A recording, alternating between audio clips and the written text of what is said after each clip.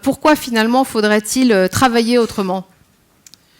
En fait, il y a une étude qui est passée en début d'année de PwC et qui disait que c'était une étude qui a été faite auprès de beaucoup de dirigeants d'entreprises à travers le monde, 77 pays, 1700 dirigeants. Et ces dirigeants se sont tous rassemblés sur une idée, sur un risque commun, qui était de dire que le risque majeur pour ces entreprises et pour ces grands comptes était la difficulté à recruter les bonnes compétences, les bons talents.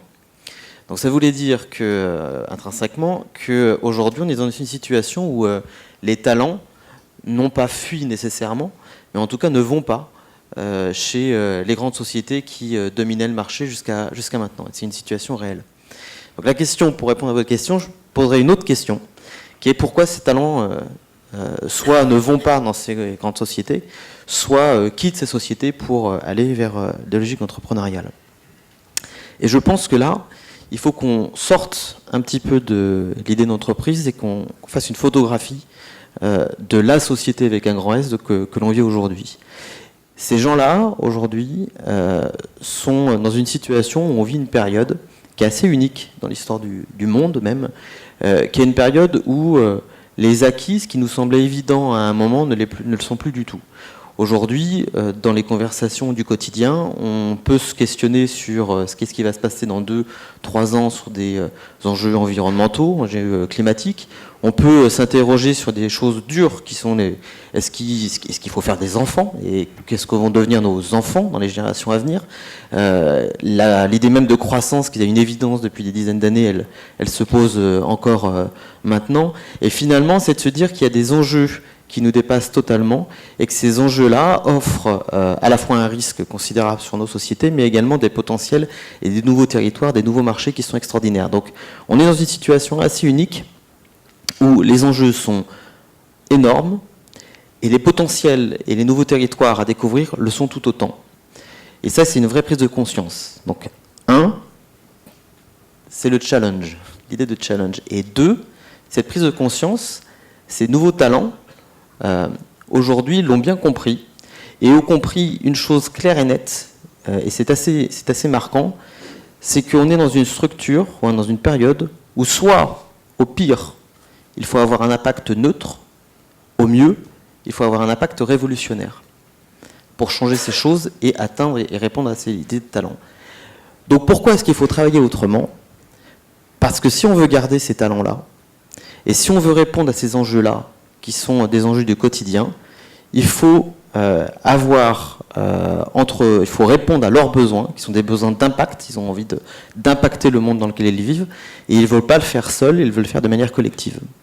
Et ça, c'est les 2 clés, à mon avis, qui sont extrêmement importants et qui sont des clés de lecture pour la suite, qui sont de dire, les gens, c'est les nouveaux entrepreneurs, les personnes qui arrivent sur ce marché, quel que soit leur diplôme, ont cette prise de conscience de la période dans laquelle on vit, ont envie d'y jouer un rôle, donc envie d'y avoir un impact important, et pour atteindre les potentiels, et 2, ne pas le faire seul, mais le faire de manière collective. Est-ce que ça veut dire que chacun se sent davantage responsable ? J'en parlais au tout début, dans l'introduction, l'envie d'avoir à la fois plus d'autonomie et plus de responsabilité individuelle et collective. Je pense qu'il y a beaucoup de documentaires qui tournent autour de ça. Aujourd'hui, je pense qu'il y a un besoin de sens. Il y a un besoin d'exister, il y a un besoin de se réaliser, et certes, aujourd'hui, on voit qu'il y a un débordement, une dynamique très forte sur l'entrepreneuriat individuel, mais je ne suis pas persuadé que les entreprises, nos entreprises, n'aient pas également leur part à donner. Il y a des superbes sociétés qui sont en plein développement et des développements très importants et qui impactent véritablement sur le monde. Et ces sociétés-là, on a parlé dans les interventions précédentes, elles réunissent les meilleurs talents du monde. Je pense qu'on n'est pas forcément dans une structure à venir qui serait une structure purement individuelle, mais on peut le jouer collectif dans des entreprises. Alors précisément, le travail, là, on parlait de la façon dont individuellement on pouvait concevoir son propre travail, son propre rôle. Il y a aussi le travail des organisations entre elles, des entreprises entre elles. Pendant longtemps, on a eu les grands groupes de leur côté, puis des startups qui étaient dans des pépinières, qui essayaient de survivre. Et puis là, en ce moment, il y a quand même un mouvement très profond qui s'appelle globalement l'open innovation, qui est venu vraiment perturber tout ce petit fonctionnement un peu traditionnel. Oui, on le voit. Et sur lequel Numa intervient. Oui, complètement. On le voit, en fait, ces entreprises, ces PME, ces ETI, enfin ces grands comptes d'abord, ensuite ces ETI et aujourd'hui ces PME, elles souhaitent collaborer ensemble et elles souhaitent, pour pouvoir répondre à ces enjeux, ces nouveaux objectifs, ces nouveaux services, ces nouveaux produits, les inventer ensemble, elles souhaitent se rapprocher les unes des autres et on crée derrière ça des programmes d'open innovation. Donc ça veut dire qu'on va typiquement, alors on le fait beaucoup avec les startups, tout l'ADN startup qui est extrêmement disruptif, on va les mettre en lien avec des organisations un peu plus historiques. Et à l'intérieur de ça, on va faire émerger les nouvelles formes d'intrapreneuriat. En fait, c'est comme ça que ça se passe. C'est que des entrepreneurs, il y en a partout. Elles sont dans les entreprises qui existent. Et il suffit d'avoir une vision claire. Il suffit de poser un projet précis.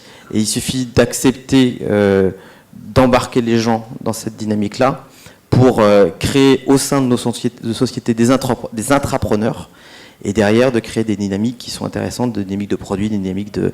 Il y a un exemple que je voudrais donner, alors qui est pas un exemple d'open innovation en tant que tel, mais j'ai été assez bluffé par ça. La semaine dernière, j'étais invité à Lille pour assister à un démo day d'ADO Leroy Merlin, où l'idée était assez intéressante. C'était des chefs de produits, donc par exemple dans le luminaire ou dans les sanitaires ou produits jardin par exemple, qui pitchaient un soir devant des directeurs de magasins de tous les magasins de Leroy Merlin.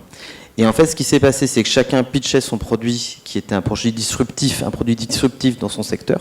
Et derrière, les directeurs de magasins, l'ensemble avait une cagnotte qui était répartie. Donc chacun pitchait.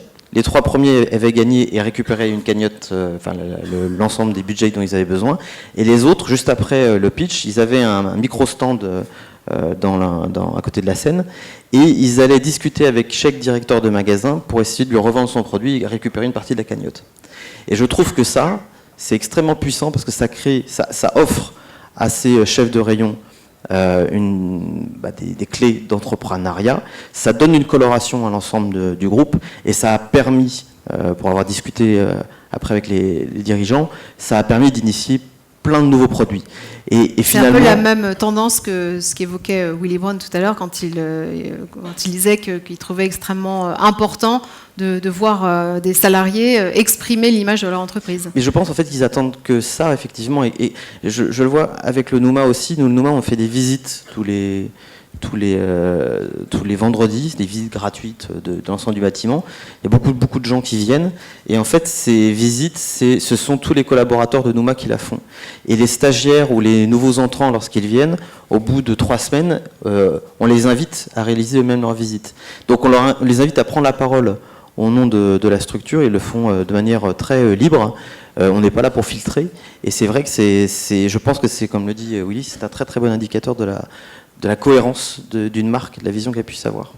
Un petit mot peut-être sur le changement association-entreprise, Silicon Sentier Numa. Est-ce que ça veut dire aussi que le digital et la transformation numérique a accéléré cette évolution ? Il y a un rôle aussi ? Nous, on a été pris de plein fouet par ces cette révolution du numérique, même si on en est un acteur fort, mais ce qui s'est passé, c'est qu'à un moment, ça faisait 14 ans que l'association existait et a joué un rôle prépondérant dans l'écosystème numérique français. Et puis l'année dernière, d'autres acteurs arrivent, des espaces de coworking, il y en a beaucoup. On parlait de nouvelles modèles de travail. Bon, aujourd'hui, c'est tout ce qui est nomadisme, c'est donner de l'autonomie à des collaborateurs. Donc, ça veut dire aussi leur permettre d'aller travailler ailleurs et dans d'autres endroits pour frotter avec d'autres profils divers. Donc, c'est quelque chose qui est tendance. Donc, des espaces de coworking, il y en a beaucoup. Je sais qu'il y en a beaucoup également à Toulouse. Il faut se distinguer. Il faut se distinguer. Et nous, en fait, ce qu'on s'était dit, c'est moins se distinguer. Ce qu'on s'est dit, c'est qu'on avait joué un rôle. Et donc, le prochain rôle qu'on allait jouer, c'était non plus sur Paris, ou peut-être en France, mais c'était d'aller chercher des écosystèmes qui étaient dans un mode, en mode caco, où il y avait un certain chaos, et de pouvoir les aider à se structurer comme on l'avait fait à Paris. Donc, pour pouvoir le faire, il fallait avoir une capacité d'investissement, de rebondissement. Et c'est pour ça qu'on a changé le statut d'association entreprise. Et donc ce qu'on a fait, pour être cohérent sur l'ensemble de l'histoire, on a ouvert le capital de Nouma. On a ouvert le capital de Nouma en majorité aux salariés. Donc on revient sur ces collaborateurs. L'idée, c'était de leur donner, de les mettre en cohérence avec cette idée d'entrepreneuriat. On a ouvert le capital également à la communauté. On a récupéré en 44 jours, sur une opération d'equity crowdfunding, on a fait 1 million d'euros auprès de 330 personnes. Et on a ouvert une partie du capital au corporate. Et l'ensemble crée aujourd'hui le capital global de Nouma. Donc tout ce que j'ai entendu depuis ce matin, en fait, nous, on l'a vécu depuis ce matin, depuis ce midi, depuis ce soir. Parce que j'étais à l'EMTech avant aussi. On l'a vécu et on trouve, ce que l'on constate tous les jours, c'est que la logique de l'entrepreneuriat ou la logique de l'entrepreneur collaborateur, c'est ça qui donne une vraie dynamique aux entreprises. Alors juste une dernière question, puisque Numa s'est fixé aussi pour objectif d'ouvrir d'autres Numa un peu partout dans le monde, avec 3 ouvertures cette année, Bangalore, Moscou et Casablanca. Est-ce que finalement on est en attente des mêmes solutions partout dans le monde? Comment vous adaptez aussi votre modèle? Alors, ce que l'on constate, c'est qu'aujourd'hui, dans les pays dans lesquels on va, oui, ces attentes-là, elles sont réelles. Chaque fois qu'on va dans un pays, à chaque fois, on a des gens qui sont en attente comme je le disais, d'être dans une logique d'impact, d'être dans une logique collaborative, et attendent finalement, nous accueillent avec joie, j'espère. Et derrière nous, l'idée, c'est quand il y a une communauté existante, on greffe un accélérateur de start-up, un programme d'open innovation, et on fasse travailler... À Bangalore, je précise que vous êtes avec Airbus BizLab. Oui, complètement. Donc oui, on retrouve ça dans tous les pays dans lesquels on va, mais on les sélectionne aussi pour ça. Et donc les prochaines ouvertures? Le prochain projet, ce sera en mars 2016, et ce sera sur l'autre continent. Voilà. Je ne peux pas vous dire exactement où, mais ce sera sur l'autre continent, plutôt en dessous de l'Amérique. Voilà. Ah oui, on commence à avoir des indices. En dessous des États-Unis, pardon. Merci beaucoup Arnaud Chéniaud, merci, je pense que vous pouvez l'applaudir, merci beaucoup. Je vais vous reprendre le micro.